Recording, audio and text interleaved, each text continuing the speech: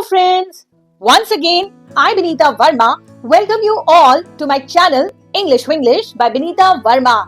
Guys, आज के video में हम एक्सप्लोर करने वाले हैं इंग्लिश के ऐसे 20 ट्रिकी वर्ड्स जिन्हें हम ज्यादातर या तो मिसप्रोनाउंस करते हैं या फिर जिनमें हम ज्यादातर कंफ्यूज होते हैं. गाइस, आई प्रॉमिस यू, अगर आज का ये वीडियो आप एंड तक देखते हैं तो इन इंग्लिश वर्ड्स को लेकर आज के बाद आपको कोई भी कंफ्यूजन नहीं होगी और साथ ही आप अपनी स्पोकन इंग्लिश को भी बेहतर बना सकते हैं इन वर्ड्स का यूज करके. तो guys, let's start. But before that, अगर आपको मेरे वीडियोस पसंद आ रहे हैं तो उन्हें लाइक शेयर कीजिए और साथ ही मेरे channel English Winglish by Binita Verma को सब्सक्राइब करना ना भूलें. पहला पेयर ऑफ वर्ड्स है एक्सेप्ट एंड एक्सेप्ट. ये दोनों ही वर्ड्स सुनने में एक जैसे लगते हैं पर इनकी मीनिंग कंप्लीटली डिफरेंट है. एक्सेप्ट, ACCEPT, इसका मतलब होता है स्वीकार करना. सेंटेंस में इसका यूज किया जा सकता है She accepted the gift graciously. उसने गिफ्ट को बहुत ही शालीनता से स्वीकार किया. वहीं EXCEPT, एक्सेप्ट का मतलब होता है इसके अलावा, यानी कि एक्सक्लूजन. सेंटेंस में इसका यूज हो सकता है The museum is open every day except Monday. Museum हर दिन ओपन रहता है सिवाय मंडे के. अगला पेयर ऑफ वर्ड है affect and effect.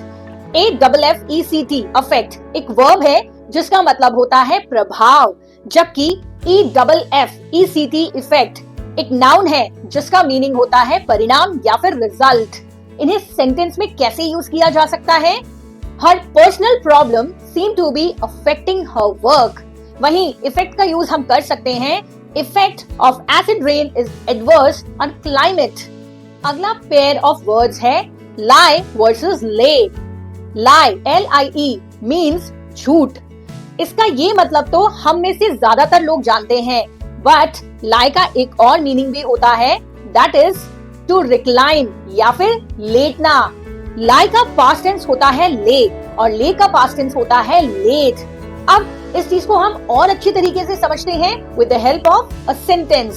He laid the child gently down on her bed.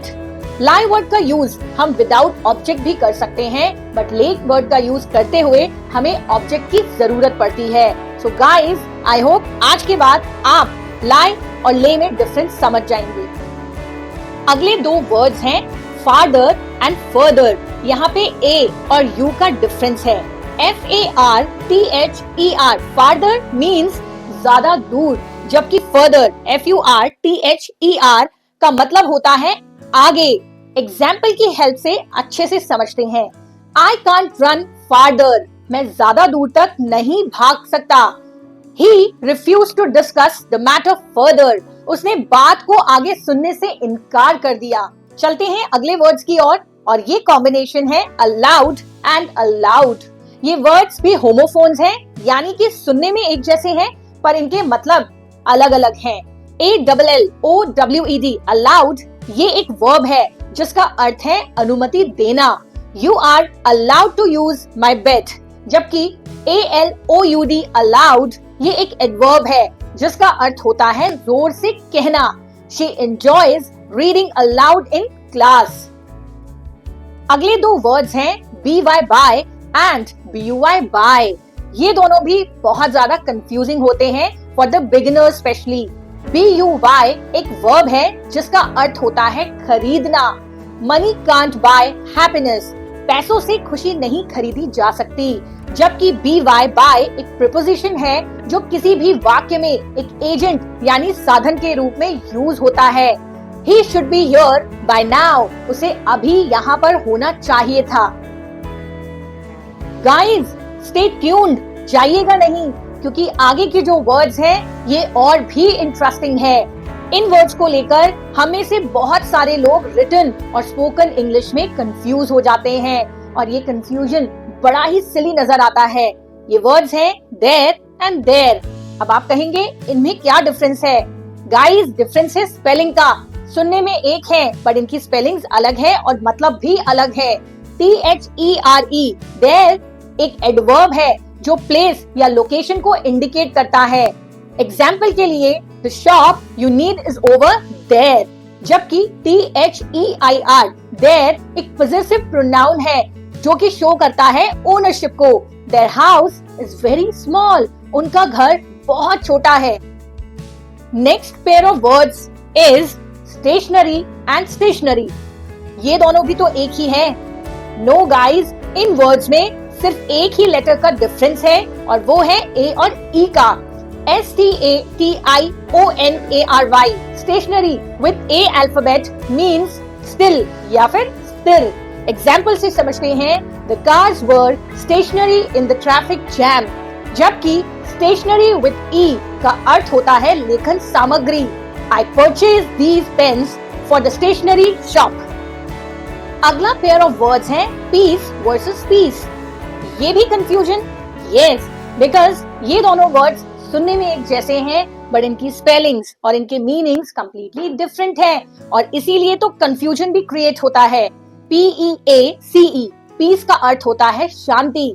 Sentence में हम इसका यूज कर सकते हैं, mental peace is important for good health. अब आते हैं PIECE पे, जिसे भी हम पीस ही प्रोनाउंस करते हैं और इसका अर्थ होता है किसी भी चीज का भाग या अंश। I bought a piece of land in Jaipur last year। Guys, अगले दो ट्रिकी वर्ड्स हैं addition and addition। ADDITION। Addition means किसी चीज को किसी और चीज के साथ जोड़ना। सेंटेंस में हम इसका यूज कर सकते हैं, The new playground equipment was a welcome addition to the park। वहीं EDITION addition का अर्थ होता है संस्करण। इसे हम सेंटेंस में यूज कर सकते हैं, I bought the latest edition of our science textbook now। So guys, that's all for today's video on 20 tricky English words। I hope ये वर्ड्स आपके इंग्लिश प्रोनाउंसिएशन और अंडरस्टैंडिंग में काफी हेल्पफुल होंगे।